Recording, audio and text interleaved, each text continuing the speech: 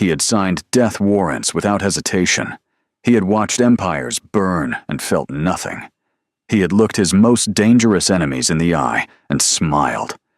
But the moment a little boy with a gap-toothed grin crashed into his legs inside a flower shop on a rainy Seoul afternoon, and a familiar voice called that boy's name, Kang Ji-hoon felt something crack open inside his chest that no bullet had ever managed to reach.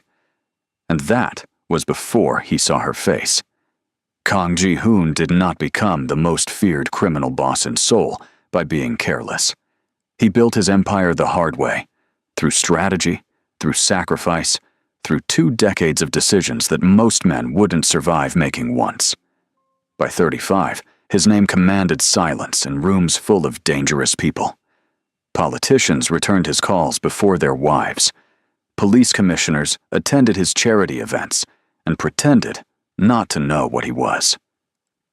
Rival organizations marked his territory on their maps and left it alone. He had everything a man in his position was supposed to want.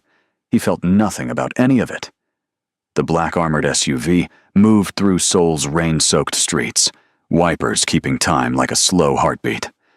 Ji-hoon sat in the back saying nothing, jaw tight, eyes fixed somewhere past the window. His 3 most trusted men filled the silence around him with logistics. "The ceremony venue is confirmed," said Park, his head of security, not looking up from his tablet. "Chairman Yoon's team finalized the guest list this morning. 412 confirmed attendees."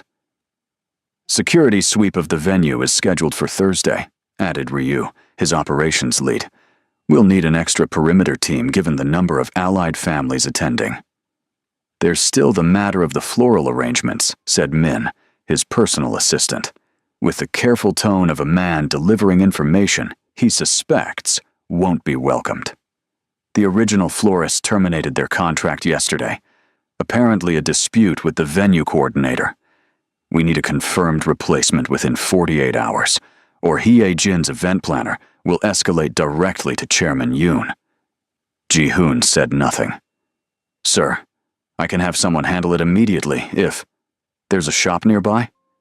Ji-hoon's voice was quiet, flat, the voice of a man who had run out of energy for pretending. "Yes, sir, high-rated. They specialize in large event arrangements. I'll send someone. I'll go." He said it the way he said most things, without room for debate. The car went silent. All 3 men turned to look at him. Park recovered first. "Sir, your security protocol requires a minimum advance team of update the protocol." Ji-hoon finally turned from the window, and something in his eyes stopped Park mid-sentence. "I need 10 minutes that have nothing to do with Chairman Yoon, or his daughter, or the alliance, or the wedding, or which families are sitting in which row. I need 10 minutes that belong to me." He held Park's gaze. "Is that too much?" No one answered. No one ever did when he looked like that. The SUV changed direction. If anyone in that vehicle had known what those 10 minutes were about to cost, what they were about to give back, they might have said something.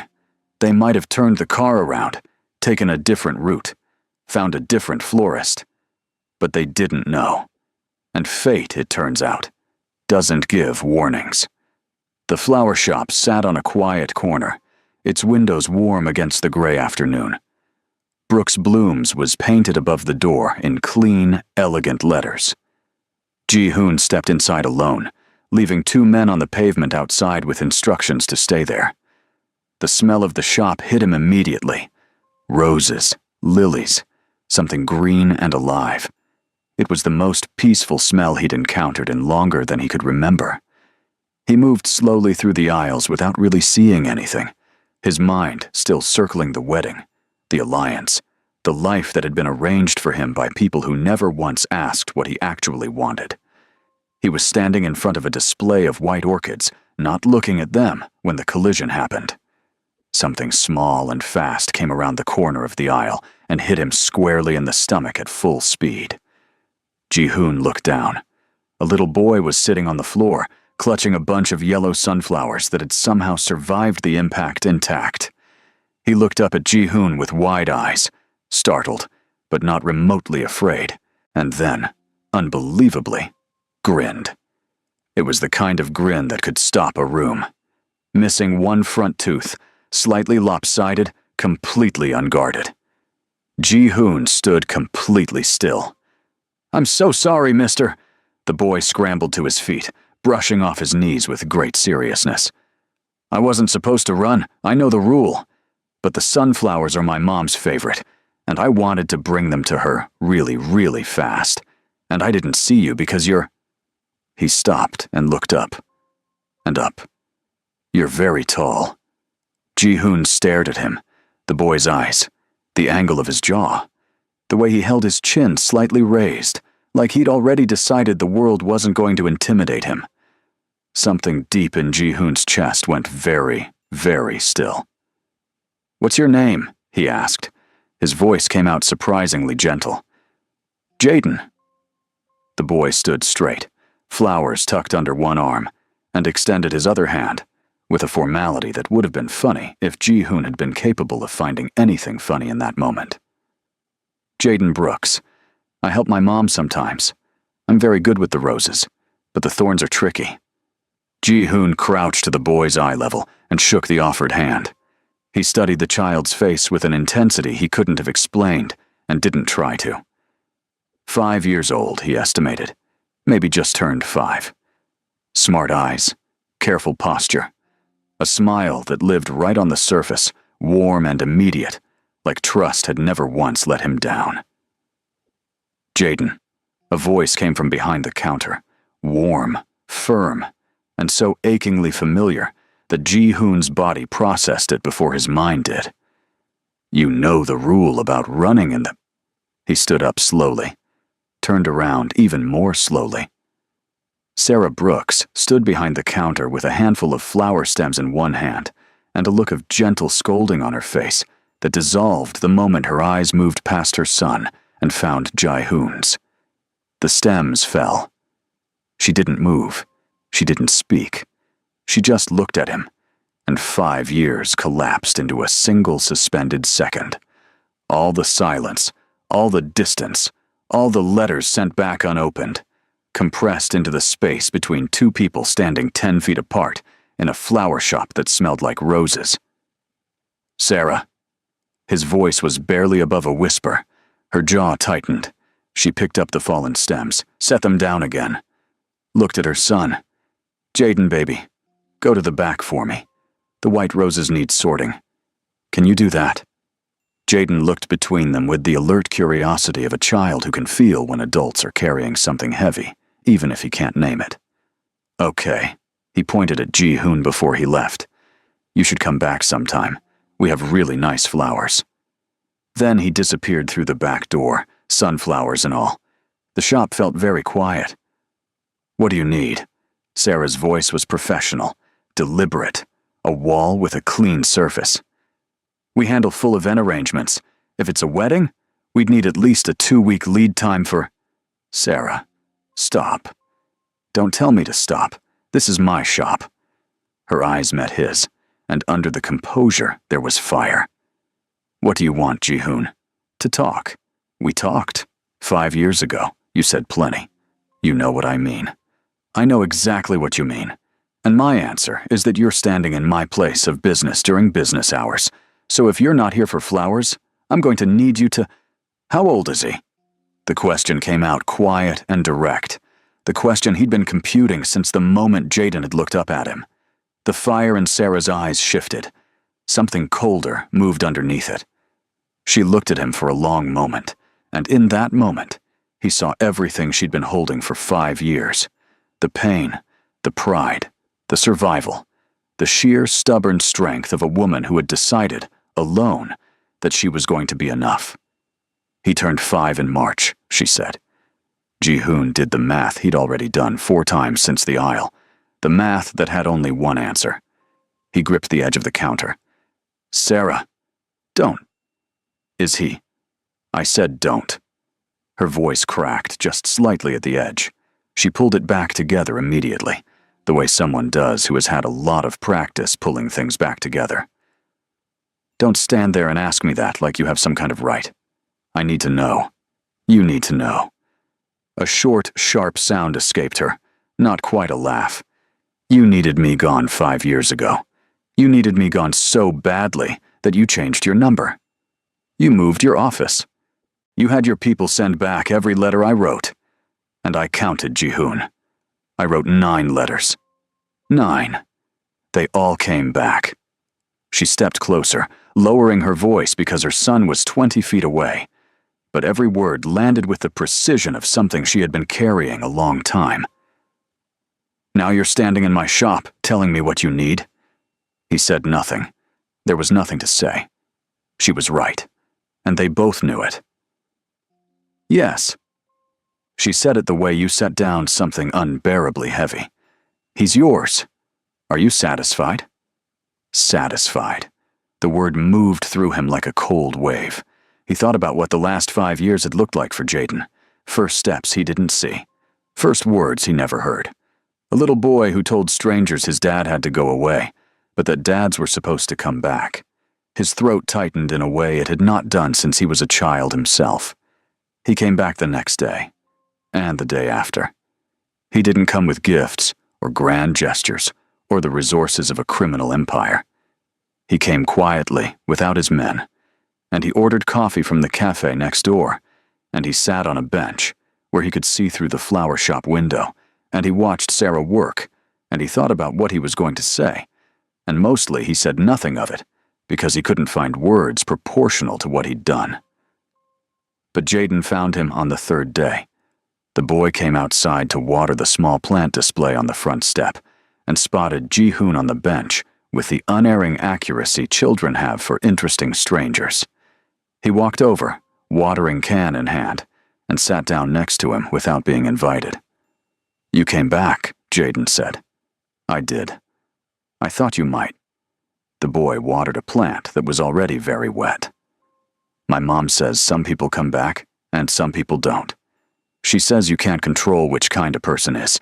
You just have to see what they do." He looked up. "Are you the coming back kind?" Ji-hoon felt the question move through him like something sharp. "I'm working on it," he said.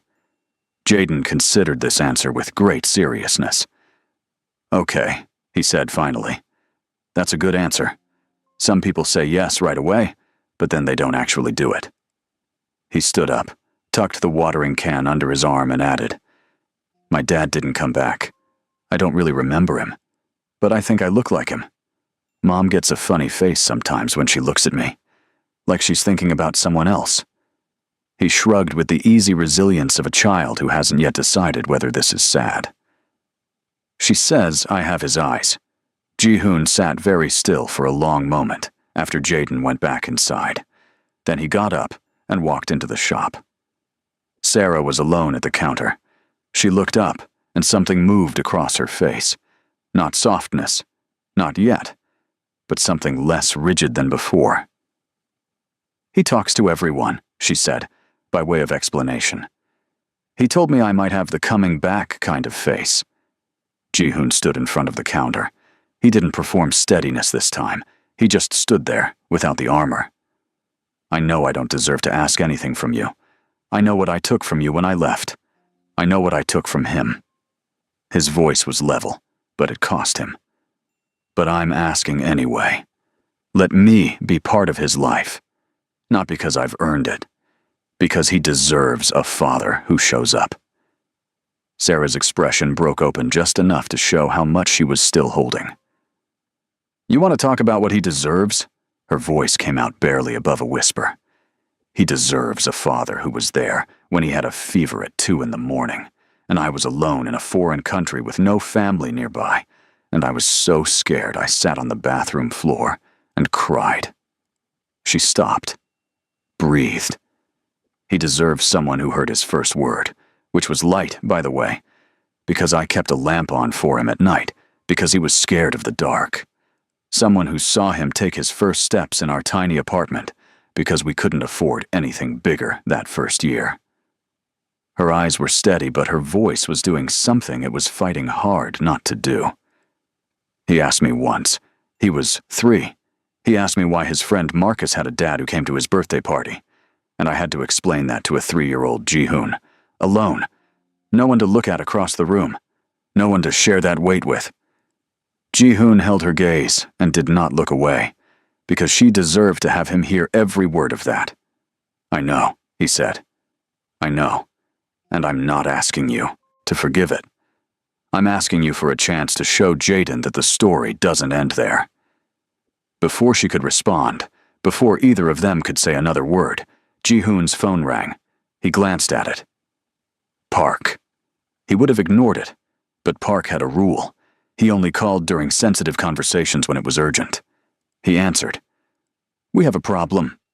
Park's voice was stripped of its usual composure.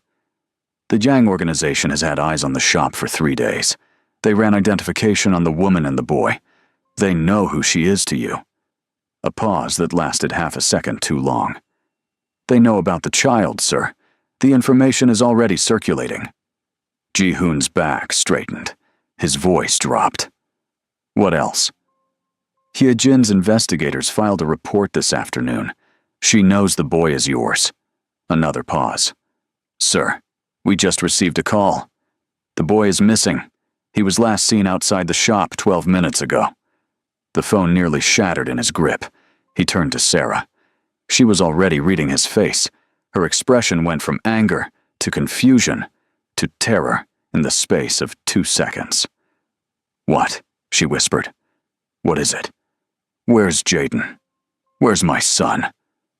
He was already moving toward the door, already calling back to Park, already dismantling every other priority in his life, with the efficiency of a man who has just discovered the one thing in the world that matters more than his empire.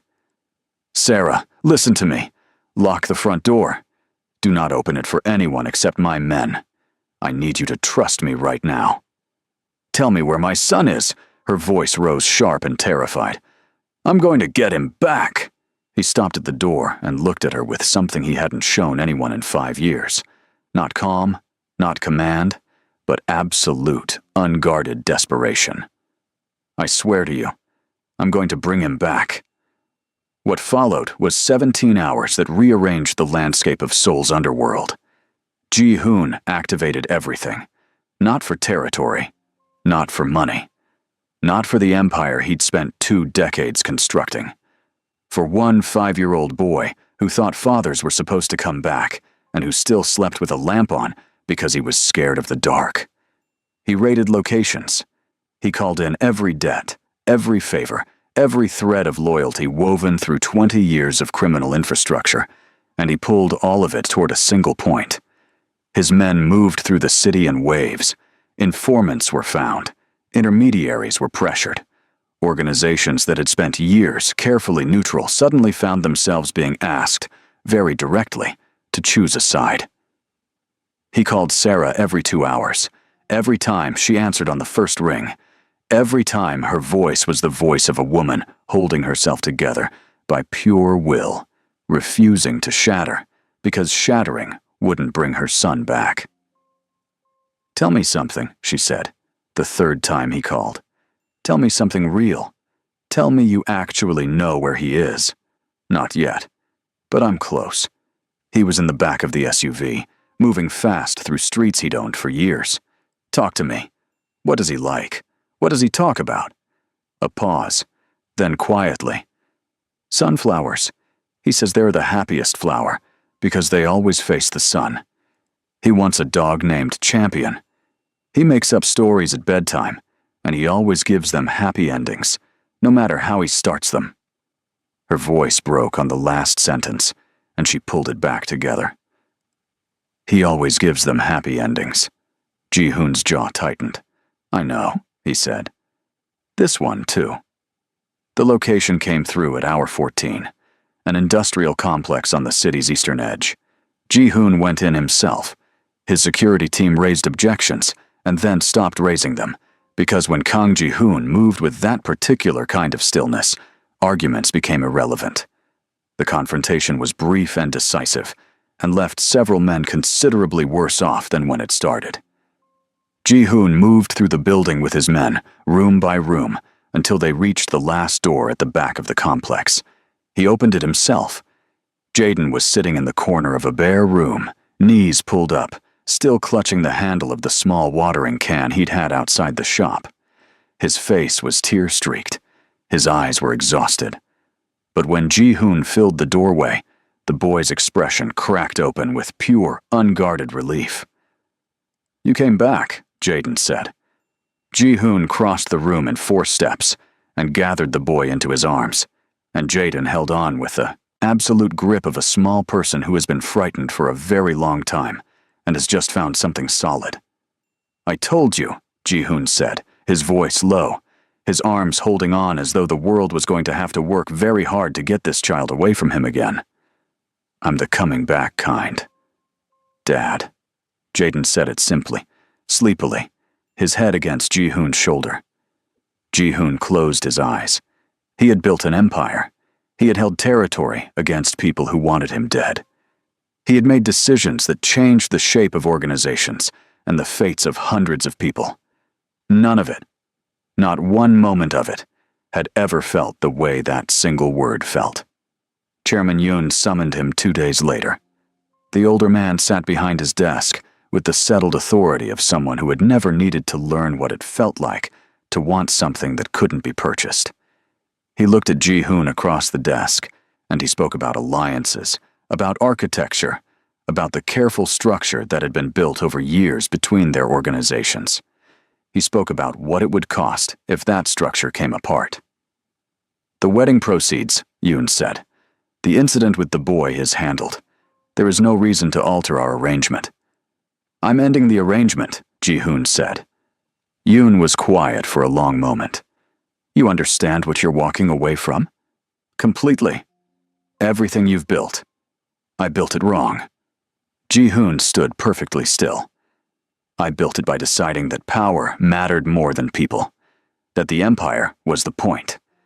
And while I was doing that, my son was learning his first word in an apartment I never saw, and the woman I loved was raising him alone because I convinced myself I was protecting her by leaving her." He met Yoon's gaze. "Whatever I lose by walking away from this table, I already paid a higher price to sit at it." He walked out. The alliance fractured. The empire contracted. Some territory, some alliances, some carefully arranged agreements. Gone. It cost him, concretely and significantly, in the currency his world kept score with. He didn't go back. Months passed. Real ones. Ji-hoon showed up. Not dramatically. Not with the resources of a crime boss trying to purchase forgiveness, but consistently. He was there for school events, and bad dreams, and the slow, careful work of becoming someone a child, and a woman could count on. Sarah didn't make it easy, and he didn't ask her to. Trust, when it's been broken that completely, doesn't return on a schedule. It returns in small moments, quietly, when you're not performing for it. One Sunday morning, 6 months later, he walked through the door of Brooks Blooms, carrying white roses. Jaden heard the bell and came at full speed from the back, launched himself upward, and Ji-hoon caught him the way he now caught him, automatically, naturally, as though his arms had always known the exact weight of this child. Sarah looked up from the counter. There was still something careful in her eyes. There might always be, but underneath it was something else now. Something warmer and less defended. Ji-hoon set Jaden down, walked to the counter, and placed the roses between them. He looked at her without the armor, and without the performance, and without the careful management of how much he let show.